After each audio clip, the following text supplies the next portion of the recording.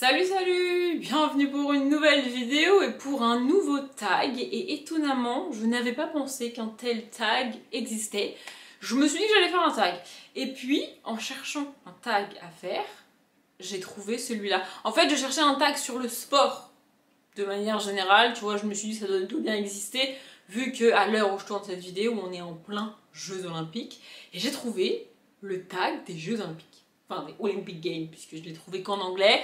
D'ailleurs, mini parenthèse, j'ai moi-même traduit les questions. Il y en a une ou deux où, franchement, je suis pas très sûre de la traduction. Et en fait, il y a plein de... Ce qui me pose problème dans la traduction, c'est l'ordre des mots en français. En anglais, quand tu lis le truc, enfin, je le comprends, je sais ce que ça veut dire et tout, mais j'arrive pas bien à mettre les mots correctement dans l'ordre en français. Ça me perturbe beaucoup, parce que c'est pas le même ordre en anglais qu'en français, évidemment. Donc bref, j'ai fait moi-même la traduction, je me suis vite fait aider de Reverso pour un mot ou deux par-ci par-là, mais j'évite de traduire les questions entièrement sur Reverso, parce que du coup, il te sort des phrases qui ne veulent absolument rien dire, en français en tout cas. Enfin bref, je me suis débrouillée comme j'ai pu, et donc j'ai trouvé le tag des Jeux Olympiques. Alors je sais qu'à l'heure où sort cette vidéo, les Jeux Olympiques sont finis, mais les Jeux Paralympiques sont en cours. Je vous avoue que moi je ne sais pas, mais j'espère vraiment que France 2 et France Télé, de manière générale, vont diffuser autant les Jeux Paralympiques qu'ils diffusent les Jeux Olympiques, parce que quand c'est pas en France, les Jeux Olympiques, je les suis un peu vite fait de loin, j'essaye quand même, tu vois. Évidemment c'est difficile avec les horaires, etc. Mais je dois bien avouer que les Paralympiques, je les suis pas du tout. Et là, comme c'est en France, pour la première fois, j'ai envie de les suivre. Enfin, en fait, j'ai envie de, entre guillemets, prendre la peine de les suivre, parce que quand c'est en décalé et tout, c'est pas pratique de regarder les Jeux Olympiques, faut avoir des replays et tout, faut être sûr que c'est la bonne vidéo, le machin, enfin bref, c'est assez compliqué. Et j'avoue que j'ai en général la flemme de faire cet effort là pour les Paralympiques, je sais, c'est pas cool. Mais là, comme c'est en France, j'espère vraiment qu'on les aura sur France Télé et que je pourrai les regarder, vraiment. Je sais pas ce qu'il en est des athlètes paralympiques en France, mais je connaissais pas Léon Marchand comme je pense la plupart des gens avant que les Jeux Olympiques ne commencent. Donc en fait c'est pas parce qu'ils sont en Paralympiques que je les connais pas, c'est juste que c'est un truc que je connais pas. Mais en général, les sportifs, tu vois, j'en connais un ou deux vite fait. Genre, je connaissais les frères Lebrun, je connais Mathias Zandois ou BMX qui n'est pas aux Jeux Olympiques du coup. Je connais quelques sportifs comme ça, quelques noms évidemment, et genre le judoka là, son nom me revient pas, mais Teddy Riner, voilà. Je connais quelques grands noms comme ça, Florent Manodou évidemment. Mais sinon, la plupart des Français qui ont gagné des médailles, je les connais pas. Genre les escrimeurs et escrimeuses, je les connais pas. Paralympiques ou pas, je connais pas les athlètes. Bref. Cette vidéo sort pendant les Paralympiques, j'espère qu'on les aura sur France Télé et qu'on pourra les regarder. Et donc il y a, je crois qu'il y a 11 questions, parce qu'il y en avait 12, mais il y en a une, je peux vous le dire honnêtement, c'était sur l'haltérophilie, franchement, je vois pas, je comprends pas. Alors vraiment, il y a des sports que j'aime pas, il y a des sports que je comprends pas, mais alors l'haltérophilie, c'est par excellence le sport que vraiment, pourquoi?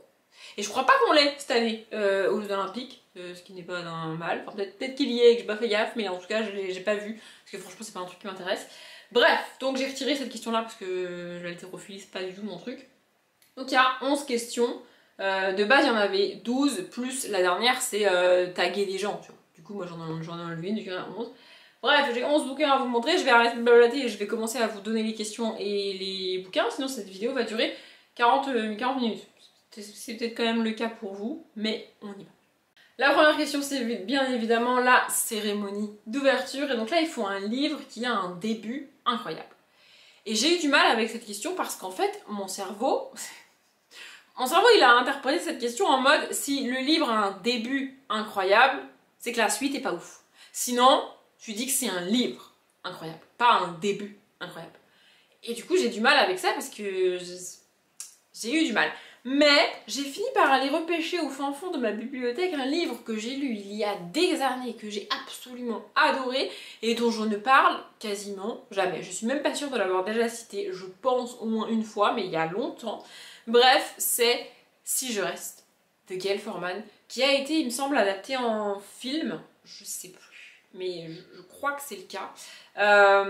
Et en gros, on va rencontrer une jeune fille qui, au tout début de l'histoire, donc, a un accident de voiture qui va tout changé dans sa vie. C'est un accident de voiture. C'est pas genre un petit accrochage comme j'ai pu raconter en vlog où émotionnellement sur le coup tu te dis je viens littéralement de frôler la mort, il faut te remettre, mais en gros t'as rien de grave, tu vois. C'est vraiment un accident de voiture où genre elle est dans le coma, alors elle va pas bien du tout et on suit ça. Et puis il y a une suite à ce bouquin là, un tome 2 en fait, mais vraiment le début du livre c'était tellement bien fait, c'était tellement cool en fait, vraiment. Et cette question était quand même assez facile pour moi parce que j'ai beaucoup tendance à me rappeler du début des livres et la fin je l'oublie. C'est assez bizarre mais c'est comme ça. Mais vraiment ce début de livre était waouh, genre tu commences, tu lis les premières pages et tu fais ok, attends, je vais m'installer confortablement parce que là tu peux pas lire ça n'importe où, genre c'est pas possible, tu vois. Vraiment il faut... Alors moi, fallait que je sois posée, vraiment calmement, quand personne me dérange, pas dans un endroit où il y a du bruit, pas dans le tram, pas dans le bus. Non, fallait vraiment des conditions spéciales pour lire ce début de livre. Je sais pas trop ce qu'il en est de la fin, parce que j'ai un peu oublié la fin. Mais je me rappelle avoir vraiment adoré les 2 tomes, le personnage était vraiment cool, et l'angle de l'histoire est vraiment intéressant, je trouve. Donc voilà, si je reste de Egal Format. La question 2, c'est tout simplement les jeux. Quelle est la compétition fictive que tu préfères? Alors je ne veux pas citer la compétition fictive que je préfère, ça serait bien trop facile de citer celle-ci, elle est beaucoup trop connue. Alors celle que j'ai choisie est aussi très connue, mais c'est une compétition que j'adore vraiment, et c'était pas la réponse évidente à la question, enfin je veux dire la réponse évidente à la question, on la connaît tous, je vais même pas prendre la peine de citer le livre ou l'autrice, on la connaît tous la réponse, tu vois. Mais non, j'ai choisi La Faucheuse, le tome 1 ici, de Neal Shusterman, parce qu'on a une forme de compétition entre les apprentis ici. En gros, pour rappel, si jamais vous connaissez pas cette saga ou si vous avez oublié, on est dans une dystopie, donc dans une dizaine, une quinzaine, une centaine d'années, je ne sais pas, par rapport à nous, où on a trouvé une solution pour que personne ne meure. Peu importe ce qui t'arrive, un accident de voiture extrêmement grave par exemple, on va te soigner. Vraiment, même si t'es brûlé, si t'es décapité, si t'es ce que tu... Non, je crois que décapité ça marche pas, mais il y a quelques trucs comme ça qui sont vraiment trop graves où on peut pas te soigner. Mais en gros, si t'es complètement démembré, que t'as perdu 4 fois trop de sang par rapport à ce que t'as besoin pour vivre, on te soigne quand même, tu vas quand même survivre. Vraiment. Donc il y a beaucoup moins de morts. Et il faut quand même réguler la population mondiale, parce qu'au bout d'un moment, si plus personne ne meurt, et ben la planète va exploser. Donc ils ont créé les faucheurs, les faucheuses, qui sont eux chargés de tuer les gens. Et quand un faucheur te tue, même si techniquement on pourrait te sauver, ben on ne te sauve pas parce que c'est un faucheur qui t'a tué. Et donc nous on va suivre 2 apprentis qui s'appellent, je ne sais plus comment, je suis désolée, donc des apprentis faucheurs. Ils sont un peu en compétition l'un avec l'autre, et ce que j'aime ici surtout c'est l'ambiance, l'univers est absolument dingue avec tous ces faucheurs. Puis il y a des castes, il y a pas mal de jeux politiques, plus on avance dans la saga et plus il y a des jeux politiques justement, c'est le bon terme du coup. Et oui vraiment cette compétition est assez cool entre les 2 apprentis. Et j'ai adoré de manière générale cette saga, c'est pas ma compétition fictive préférée, vous avez compris. Mais j'avais pas envie de citer l'autre bouquin, tout simplement, donc La Faucheuse. Pour la question 3, on est sur une question que j'ai galéré à traduire. En fait, c'est pas la question en elle-même, c'est le titre. Parce que le titre en anglais, c'est The Original. Avec mon super accent, n'est-ce pas? Donc c'est littéralement l'originel en français. Je sais, sauf qu'on n'utilise pas ce mot en français. C'est pas un truc... Il existe, le mot, mais on l'utilise pas dans le langage courant. Donc, j'ai traduit ça par l'œuvre initiale, à peu près. Et donc en gros, les jeux modernes sont inspirés des jeux antiques, donc en Grèce notamment. Et donc là, il faut citer mon livre préféré qui s'inspire d'un classique. Alors j'ai laissé le terme classique parce que c'est quand même assez vague, ça peut être un classique de n'importe quel genre, de n'importe quoi. Mon problème, c'est que je lis très peu de réécriture. Tout ce qui va être réécriture de contes, etc., c'est pas mon truc. Et je connais pas de livre réécriture d'un classique. Qui s'inspire d'un classique, peut-être, mais pas vraiment réécriture. Le seul que j'ai, et que j'ai absolument adoré, c'est celui-là, c'est Sortilège de Alex Flynn. Je sais que je l'ai déjà cité plusieurs fois dans des tags, dans des tops, etc. Mais j'ai pas autre chose et vraiment j'ai adoré. Donc ici on est sur une réécriture de La Belle et la Bête, une réécriture moderne. Ça a été adapté en film aussi avec Vanessa Hudgens dans le rôle de la Belle, il me semble. Et en fait c'est une réécriture au lycée. Et le côté bête du personnage masculin, c'est parce qu'il a plein de cicatrices, notamment sur le visage. Voilà, mais c'est pas vraiment une bête en tant que telle, c'est vraiment une réécriture moderne avec des gens qui vont au lycée quoi. Et le fait qu'il ait plein de cicatrices, ça va venir exacerber tout ce qui va être harcèlement, etc., critique, insulte, injure envers lui. Ce qui peut être le cas même si t'as pas de cicatrices au lycée, malheureusement ça arrive à plein de gens. Mais vraiment j'avais adoré cette réécriture, j'avais trouvé ça trop cool. La Belle et la Bête, c'est pas mon Disney favori, on va pas se mentir, mais ce bouquin là, vraiment j'avais adoré et j'avais trouvé ça fait de manière intelligente, c'était vraiment hyper cool, hyper bien fait, même tout ce qui va être le rapport au corps, le rapport à l'image, que ce soit des jeunes filles ou du jeune homme ici, par rapport à son visage notamment, j'avais trouvé ça vraiment très chouette à l'époque. Après ça commence à faire un petit moment, un gros moment même, que je l'ai lu, mais j'en garde un excellent souvenir, vraiment.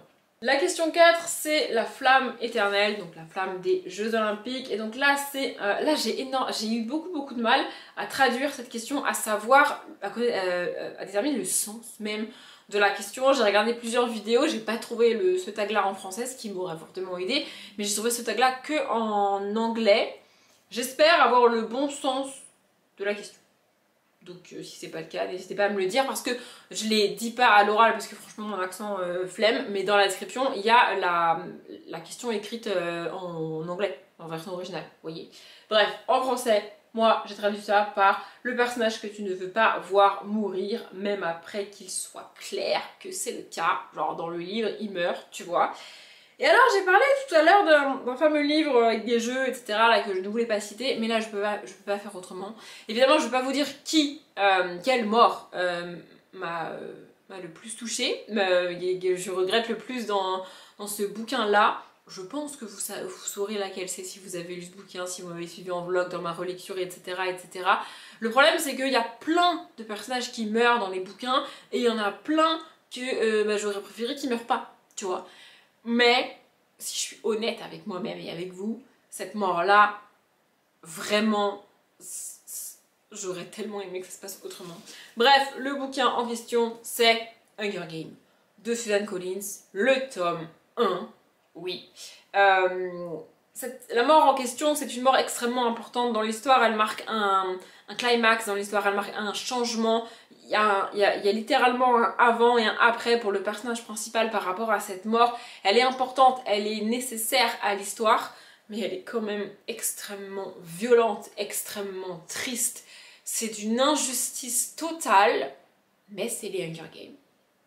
Voilà.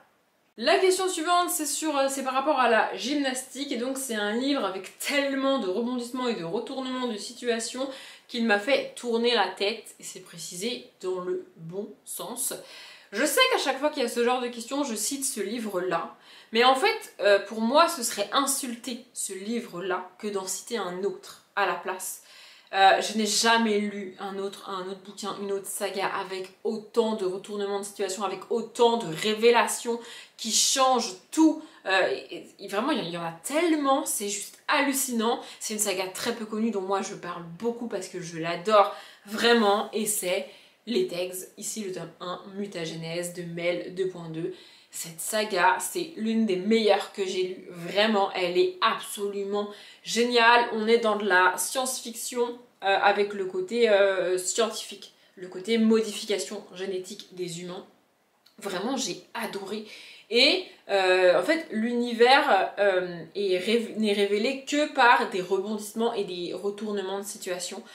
Tu n'apprends le mode de fonctionnement de ces mutagénèses, de ces gènes, de la génétique, des transformations, de la science ici, que par des rebondissements et par des retournements de situation. Les révélations s'enchaînent tout le temps. Vraiment, il y en a, mais à longueur de page, c'est un truc de ouf. Mais c'est comme ça que en fait, sans ça, tu comprends pas l'univers, en fait. Donc c'est comme ça que ça marche dans cette histoire-là. C'est le choix de l'autrice. Et vraiment, j'ai adoré cette saga. On n'a toujours pas le foutu Top Gat. Je désespère de l'avoir un jour, toujours, mais peut-être qu'un jour on l'aura. Mais vraiment, je vous conseille cette saga, c'est l'une des meilleures que j'ai lues, vraiment.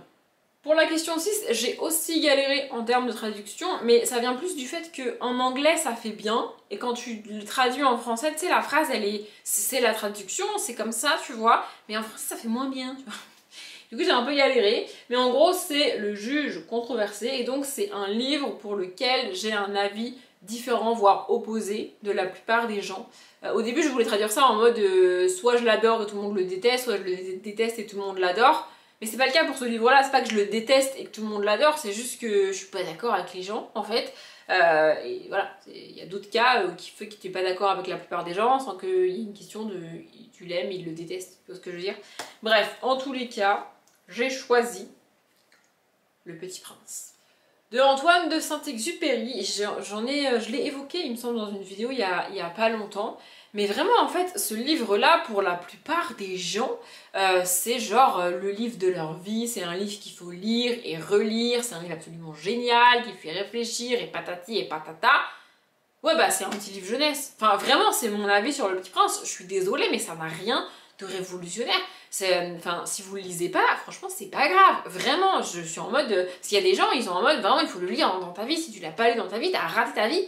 Non, c'est pas grave. Si tu l'as pas lu, c'est pas grave. Franchement, tu vas t'en remettre. Vraiment, il y a 1000 fois mieux pour moi en termes de littérature, en termes de littérature jeunesse, j'en parle même pas.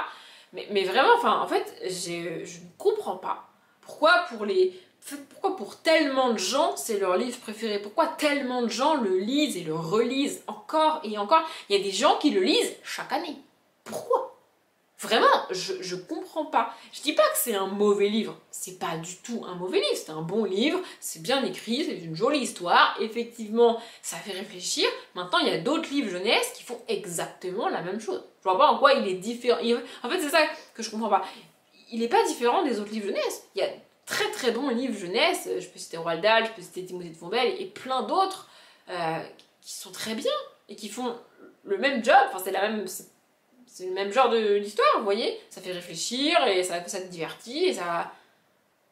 Pourquoi Le Petit Prince en fait? Enfin, parce que c'est Antoine de Saint-Exupéry, et alors? Enfin, je veux dire, à un moment donné, il y a d'autres grands auteurs, enfin, et il y a même des grandes autrices d'ailleurs. Enfin, vraiment, je comprends pas le point de vue des gens sur ce bouquin-là. Et j'aimerais vraiment réussir à comprendre, mais moi je ne comprends pas. Après, c'est pas un mauvais livre, je répète. La question 7, c'est sur le beach volley, et donc c'est mon duo fictif préféré. J'ai un peu de mal avec ce côté préféré. Je trouve ça cool qu'il y ait marqué duo et pas couple. Moi j'ai quand même choisi un couple. Mais j'ai choisi... Alors certes ils finissent... Enfin il y a une romance entre eux. Maintenant, ce que j'aime vraiment c'est leur relation. La manière dont la relation se met en place, ce qui se passe. En fait, ce que je préfère dans l'histoire et dans ce duo-là, c'est pas forcément leur romance. S'ils finissent pas ensemble, s'ils sont pas ensemble, j'aurais quand même adoré leur relation et leur histoire. Bref, c'est Les Brumes de Cendrelune.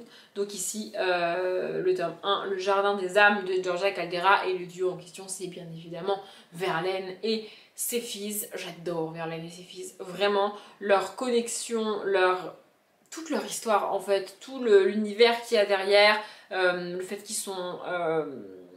je peux pas trop vous en dire parce que sinon je vais vous spoiler, mais vraiment le point de départ de leur relation et l'évolution qu'il y a derrière, c'est vraiment ouf, c'est absolument génial. Et oui, je le dis et je le répète, il y a une romance entre eux effectivement. Maintenant, même sans cette romance, leur duo serait génial. C'est pour ça que j'ai choisi ce duo-là, parce que c'est bien plus qu'une romance, ça va bien plus loin que ça, et c'est vraiment cool. J'ai vraiment adoré cette trilogie, et cette trilogie repose entièrement sur ce duo-là, sur cette relation, sur les connexions qu'il y a entre eux, et j'adore Verlaine et Céphise.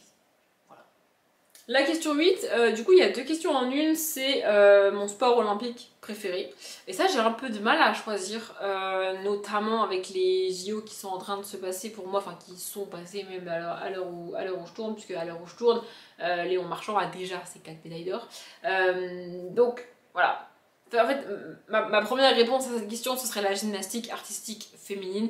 J'adore. Enfin, artistique, non, la gymnastique féminine, pardon. Avec la poutre, le sol, etc. J'adore voir ça. Les barres, j'adore les barres asymétriques, donc. Ou par contre, la gymnastique masculine, franchement, ça me gonfle. Les voir tourner en rond autour d'une même barre, vraiment, ça me fatigue. Je comprends pas le principe de la gymnastique masculine. Vraiment, ça me saoule, mais j'adore la gymnastique féminine. Et bon, j'avoue qu'après ce qu'on a vu en termes de médailles françaises, la natation, natation. Voilà. Du coup, avant Léon Marchand, pardon, j'aurais répondu la gymnastique. Aujourd'hui, la natation n'est plus très loin. Bref, et donc du coup, il faut citer un livre qu'on a lu très très vite, à une vitesse de record mondial, enfin de record olympique, pardon, du coup. Et là, en fait, j'ai un peu de mal. Il y a des livres que j'ai lus très vite, mais ça n'avait pas... C'était pas forcément lié au bouquin. C'est par exemple parce que j'ai fait un week-end à 1000, du coup je l'ai lu très très vite, mais j'aurais pu mettre aussi une semaine à le lire. Vous voyez, c'est des trucs comme ça. Par exemple, je sais que le tome 1 de Hunger Games, quand je l'ai relu extrêmement vite.